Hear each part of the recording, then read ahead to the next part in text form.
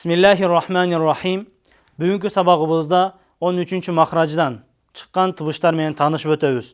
Бұл махраждан 3 тыбыш чыгат. Алар сад, син жана зай тыбыштары. Бұл тыбыштардын махражы тилдин учу алдындагы астыңкы тиштердин ич тарабына тийген жерден чыгат. Дагы бир ирет кайталайбыз. Мынакей сүрөттө көрүнүп тургандай эле, бул 3 тыбыштын махражы тилдин учу алдындагы астыңкы тиштердин ич тарабына тийген жерден чыгат. Мисалы ас, ас, әс, әс, әз, әз. Ошондой эле бул тыбыштарды айткан учурда бир канча эрежелерге көңүл буруу зарыл болот.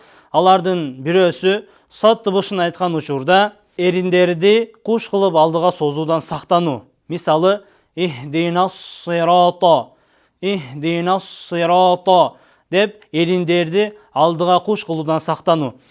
Себеби бул сот тыбышынын махражы эриндерге эч кандай тиешеси жок. Сот тыбышынын махражы жаңы эле айтып өткөндөй эле тилдин учу алдындагы астыңкы тиштердин ич тарабына тийген жерден ас деп эриндер кыймылдабастан окулат. Мисалы ихдинас сирата, ихдинас сирата. Ошондой эле сот тыбышын айткан учурда сот тыбышын син тыбышынан жоонураак кылып окуу. Себеби бул сот тыбышы араб тилиндеги жоон тамгалардын бирөөсү болуп эсептелет.